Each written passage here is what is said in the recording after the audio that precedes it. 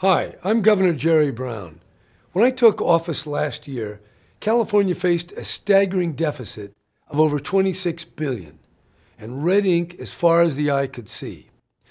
State revenue had dropped 24%, and budget after budget was patched together with scotch tape and gimmicks.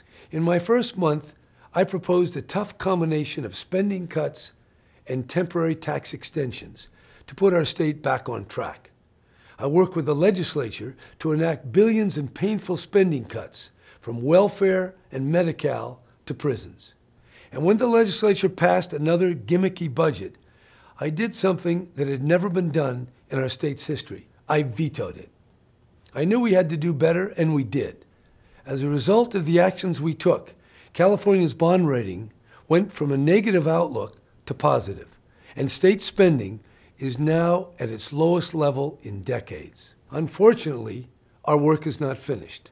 We're still recovering from the worst recession since the 1930s. Tax receipts are coming in lower than expected, and the federal government and the courts have blocked us from making billions in necessary budget reductions. The result is that we're now facing a $16 billion hole, not the $9 billion we thought in January. This means that we will have to go much further and make cuts far greater than I asked for at the beginning of the year. But we can't fill a hole of this magnitude with cuts alone without doing severe damage to our schools. That's why I'm bypassing the gridlock and asking you, the people of California, to approve a plan that avoids cuts to schools and public safety. The plan asks high-income earners to pay up to 3% more in their income taxes for 7 years. It would increase sales taxes by 1/4% for 4 years. Even with this modest increase, sales taxes will be lower. That's right, lower than they were a year ago.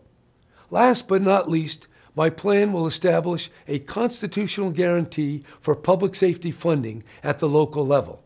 It will also save billions in prison costs. What I'm proposing is not a panacea, but it goes a long way toward cleaning up the state's budget mess. Please, join me in getting our state back on track and investing in our common future.